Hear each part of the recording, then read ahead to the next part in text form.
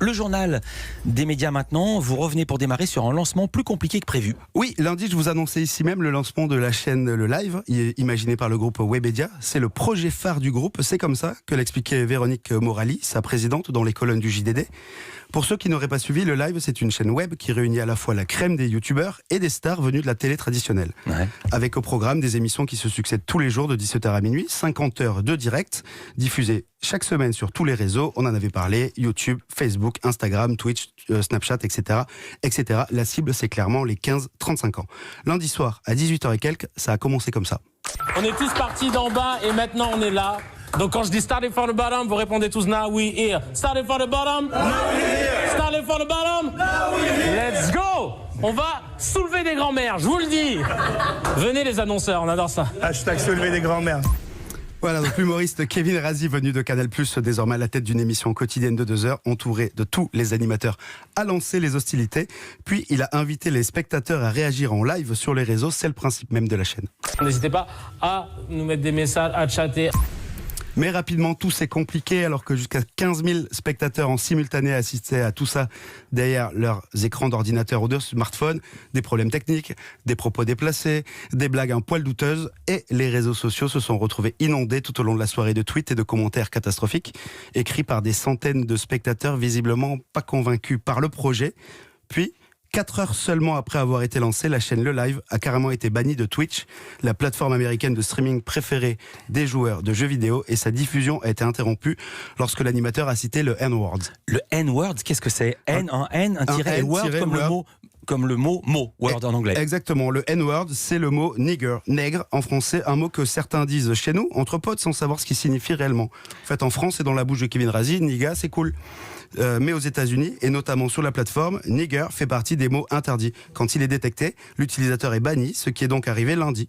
Même si évidemment pour l'animateur, il n'y avait aucune connotation raciste derrière ça, encore faut-il le préciser. Oui, voilà. Et vous l'avez dit, ce lancement n'a pas été totalement réussi et également beaucoup commenté dans la presse. Oui, ce lancement, il a été commenté mais critiqué, oui. Le Parisien a titré, je cite, sur le lancement chaotique. 20 minutes explique, le live plante son lancement entre soucis techniques et blagues douteuses.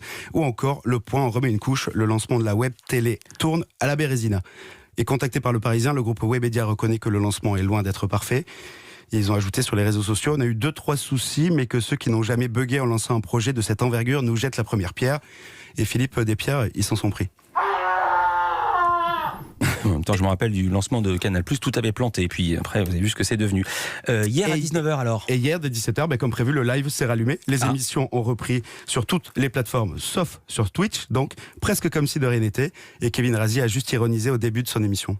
Hier, on a lancé la chaîne Le Live. Bon, on l'a lancé un peu en galère. Il y a eu des problèmes techniques, le son étant décalé. Moi, je me sais que le soir même, tu vois, après l'émission, j'étais lessivé, je suis rentré à la maison. Je suis allé dormir direct, tu vois. Le lendemain, en me réveillant, je regardais les messages de mes potes et tout. J'avais l'impression que j'étais décédé. Voilà, donc Kevin Razi est bien vivant. Le live aussi, comme son nom l'indique. En revanche, toutes les vidéos du premier jour et du lancement ont été supprimées des différentes plateformes où elles étaient censées pouvoir être visibles en replay. Quoi qu'il en soit, le live aura évidemment le temps de s'installer puisque finalement, c'est pas comme à la télé. Voilà, et on leur souhaite bonne chance quand même et on les invite à venir ici dans Culture Média. On va revenir à la télé, la vraie, à l'ancienne presque, Benjamin, un documentaire stupéfiant qui nous fait découvrir des travestis. On ne change pas, on met juste les costumes d'autres sur soi. Oui, ce matin, je vous parle d'hommes, de femmes, d'hommes qui se changent en femmes, de femmes qui se changent en hommes, des travestis qui ont traversé le temps, les époques et les évolutions de la société aussi. C'est le sujet d'un nouveau très beau film de la collection Le Doc Stupéfiant qui est incarné par Léa Salamé et diffusé ce soir sur France 5. Derrière ce projet, on retrouve 2 hommes, Jérôme Bermin et Guillaume Auda, qui ont choisi de nous raconter la folle histoire des travestis. C'est le titre de ce film archi-documenté, euphorique, joyeux, mais qui ne tombe jamais dans le cliché. Alors, quelle est l'image du travesti et de la travestie ? On a été leur poser la question. Les 2 réalisateurs répondent en chœur au micro de notre journaliste, Louise Bernard. C'est une figure dont on s'en empare, un peu pour le burlesque, un peu pour le caricatural, mais au fond, on a découvert aussi qu'on véhiculait des messages qui sont des messages sociétaux. Parce qu'elle va aujourd'hui questionner le genre, questionner nos identités, et ce qu'elle faisait déjà depuis toujours. Nous, le film, on ne fait pas tous les siècles, mais on démarre à partir de quoi, 17e, 18e, et on remonte jusqu'aux années 80, où la travestie devient une figure pop et rentre dans la lumière. Alors, qu'est-ce qu'on voit dans le film? De nombreux témoignages, des images d'archives rares, des extraits de films, de La Cage aux Folles, forcément, Tootsie avec Dustin Hoffman. Et ce documentaire nous montre aussi et surtout que le travesti n'est pas forcément là où on l'attend. La folle sort de sa cage, dans les cabarets, oui, mais aussi sous les ors de Versailles, de la Comédie Française et même à l'Académie. À l'Académie? Ouais, à l'Académie. Il y a des travestis à l'Académie? Eh oui, vous verrez ça ce soir. C'est toute l'histoire de l'art qui est concernée par le sujet. Et petite pépite, en remontant dans le passé, finalement pas si lointain, le film nous dévoile une histoire méconnue du grand public où un certain Serge Gainsbourg côtoyait de près les créatures du cabaret Madame Arthur, le plus vieux cabaret parisien. Interrogé par les réalisateurs du film, celui qui devient un Charlie Vaudou sur scène chaque soir nous raconte les faits. Il est très étroitement lié au milieu travesti, Gainsbourg, parce que il a travaillé chez Madame Arthur, il remplaçait son papa au piano, et Gainsbourg, ses premières chansons, il les a composées pour les travestis avec lesquels il travaillait. Gainsbourg a toujours caché ses premières chansons écrites pour des travestis. En 1955, il compose Antoine Le Casseur pour Lucky Sarcelles. Ce morceau, jamais enregistré, inédit, le voici. Antoine Le Casseur, c'est lui que j'ai dans mon cœur. Avec son blaze, il a du phase, il réussit toujours son coup.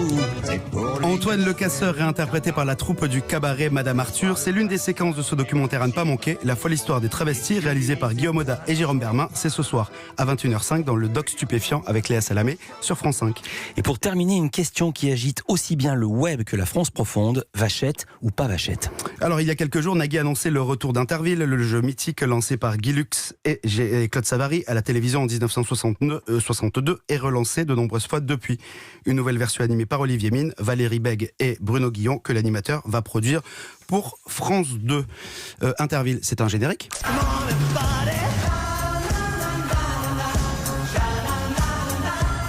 Et Interville, vous le savez, ce sont à chaque émission deux villes françaises qui s'opposent dans des joutes, des jeux, de la franche camaraderie et des vachettes qui collent au train des candidats. Sauf que cette fois, pour répondre à votre question, Philippe, pas de vachette. Et oui, Scratch.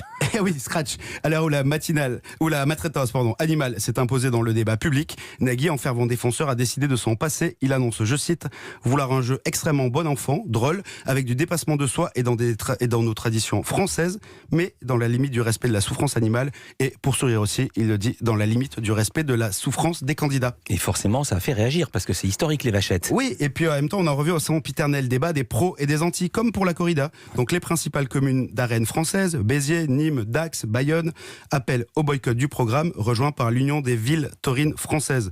Mais pas de quoi faire trembler Nagui, qui a balancé à la radio une petite pique. Aïe.